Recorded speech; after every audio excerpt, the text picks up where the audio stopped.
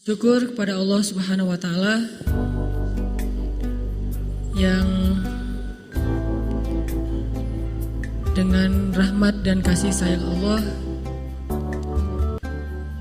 akhir-akhir ini kita bisa menyaksikan gimana fenomena yang mungkin gak pernah kebayang oleh kita beberapa tahun yang lalu tentang fenomena masjid diramaikan oleh anak-anak muda.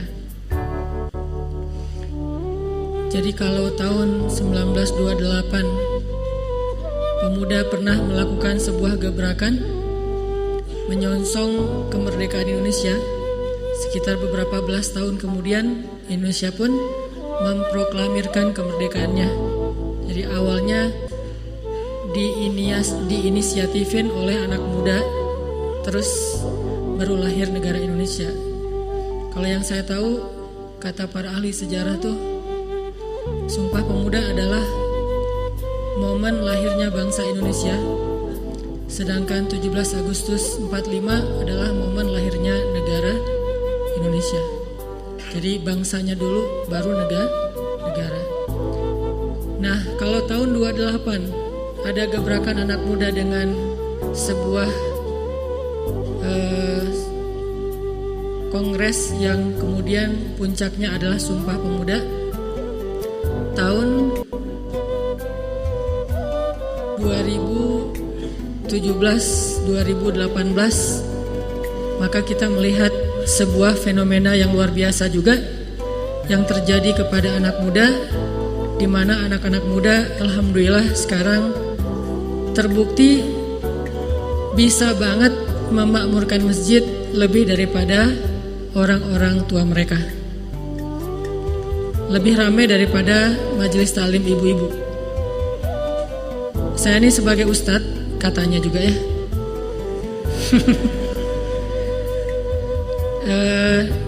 Tahun 2007 sampai 2014 udah nikah sih waktu itu emang. Dulu tuh pengalaman saya kalau misalnya ada acara sebutlah remaja masjid PHBI diadain sama remaja masjid, itu bisa dijamin bakalan sepi. Kalau ada tabligh akbar dengan segmen anak muda, sepi pasti. Kalaupun rame, pasti yang datangnya emak-emak. Pasti tuh. Pasti yang datangnya adalah orang tua anak muda itu. Dan anak mudanya jarang ke masjid dulu. Mungkin teman-teman di sini udah ada nih, cuman beda-beda masjidnya. Ada masjidnya di Jalan Braga, ya, ada beda-beda. Artinya dulu susah banget ngumpulin anak muda ke masjid. Hampir semua masjid komplain, gimana ya Ustadz biar anak-anak remaja ini mau ke masjid, gimana ya biar pemuda-pemuda remaja masjid ini bisa bergerak ramai dan seterusnya. Seolah-olah itu harapan yang gak mungkin terwujud. Jadi kayak wish gitu, sesuatu yang gak bakalan bisa, tapi masih berharap. Alhamdulillah dengan nikmat dari Allah, Allah yang menjadikan segala sesuatu, siang, malam dan seterusnya.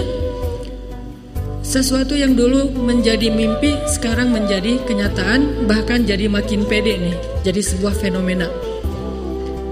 Masjid-masjid ramai dengan anak muda, taklim-taklim ramai dengan anak muda, sharing tentang ilmu agama ramai dengan anak muda. Bahkan bisa dibilang sama nih dengan tempat-tempat yang lain, tempat main, walaupun itu juga sesuatu yang positif, tempat untuk berhibur. Tetapi maksudnya yang dulu sepi sekarang bisa ramai. Dan ini kita syukuri teman-teman, karena ini adalah rahmat dari Allah Subhanahu wa Ta'ala. Kalau saya nggak kegeeran nih, mudah-mudahan salah satu pionirnya adalah kota Bandung. Salah satu pionirnya nih. Kalau saya bilang satu-satunya ntar marah deh yang lain. Salah satunya adalah kota Bandung. Kemudian jadi kayak tren yang diikuti oleh teman-teman kita di seluruh Indonesia, bahkan di beberapa kota di luar negeri. Ini harus kita syukuri. Momentum Sumpah Pemuda ini kita terjemahkan dengan makna kekitaan. Kayak tadi Contohnya berani sumpah depan mertua. Itu terjemah bebas lah, mau terjemahin gimana aja ya, selama positif. Sumpah aku masih jomblo misalnya. Ini terjemahan yang luar biasa, kreatif. Alhamdulillah sekarang kita bisa dapat nikmat, bisa bareng-bareng di masjid. Ini nikmat dari Allah.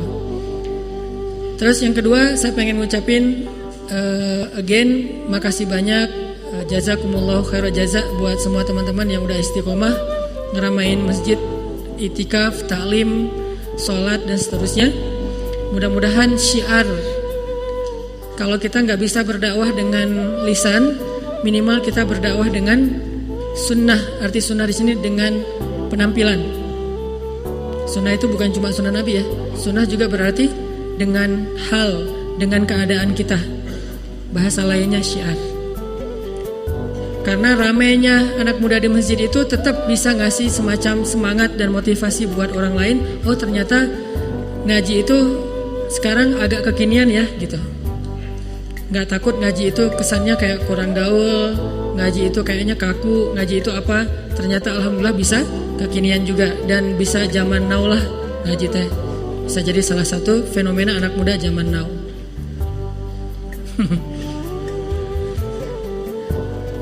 Karena tema-temanya juga zaman now banget kan, tema J, tema tentang status. Tadi MC tadi udah kepedean banget ya. Dulu nggak kayak gitu, dia sejak nikah sebulan yang lalu udah mulai agak berubah, kurang empati sama kita nih. Tapi saya alhamdulillah walaupun nikahnya udah lama masih empati kok, masih suka ngebully kan. Teman-teman yang dirahmati Allah, dari sekian banyak jawaban tentang kuis tadi, lagian itu mah bukan mencari jawaban yang benar, hanya mencari inspirasi. Karena kehabisan ide nih apa nih, ya udah deh cari inspirasi aja dari teman-teman. Semuanya benar, cuman kalau yang lagi saya bahas sama Inong waktu itu, kita lagi ngebahas gimana ya caranya ngejadiin masjid sebagai salah satu youth space. Kita pengen di Bandung ini ada namanya youth space berbasis masjid. Artinya anak muda tuh kalau mau nongkrong di masjid, anak muda tuh kalau mau main di masjid, anak muda tuh kalau mau dapat wifi gratis di masjid, mau ngecas handphone di masjid. Jadi masjid itu youthable, menyediakan banyak kebutuhan anak muda. Mau selfie di masjid ada spot selfie. Bahkan bisa dibilang tematik, tema Korea, Timur Tengah udah pasti lah ya, Korea, tinggal disesuaikan Korea berjilbab misalnya. Jadi masjid itu lebih youthable, lebih memenuhi kebutuhan anak muda. Termasuk nanti mungkin di masjid ada meja jodoh. Jadi siapa yang pengen mencari pasangannya, jangan kepoin Instagram dulu, kepoin masjid. Lo masih sendiri ke masjid deh gitu. Bukan lo jangan ke masjid, ntar sendiri terus. Bukan, sebaliknya. Karena terlalu asik beribadah jadi gak mikirin nikah kan. Gak, sekarang gara-gara ke masjid jadi pengen nikah. Kenapa sih kamu jadi pengen nikah gitu? Sering ke masjid. Nah itu berarti masjid benar-benar menyediakan kebutuhan anak muda. Lagi ngomongin itu, gimana masjid itu menyediakan fasilitas main, segala macam, panjat dinding lah, terus basket, apalagi kalau bola kayaknya agak kegedean ya, futsal lah minimal, skate, BMX, parkour yang mungkin kalau parkour BMX skate ini masih satu karakter, apa aja lah termasuk bela diri, bela pasangan. Bela diri udah gak zaman sekarang, bela pasangan. Itu yang lagi kita omongin pas lagi di Loop Station. Udah ya, segitu doang, gak penting sih. Nah, malam ini saya pengen bahas tentang salah satu mungkin hikmah yang bisa kita ambil dari momentum Sumpah Pemuda. Dan karena saya lagi ngebahasnya dalam momen taklim, maka akan coba dikaitkan dengan versi sejarah Islam. Walaupun sejarah bangsa kita tidak berbenturan dengan sejarah Islam, sehingga tidak perlu dibentur-benturin. Oh, sejarah Islam nggak ada hubungannya dengan Indonesia. Ada tetap Islam Indonesia atau agama apapun yang yang diakui di Indonesia tetap selalu ada mengait dengan sejarah bangsa ini, termasuk agama Islam. Nah, kita akan bahas apa sih yang bisa kita ambil pelajaran dari Sumpah Pemuda dari angle Al-Quran, hadis, sejarah Islam, agama, dari angle syariah.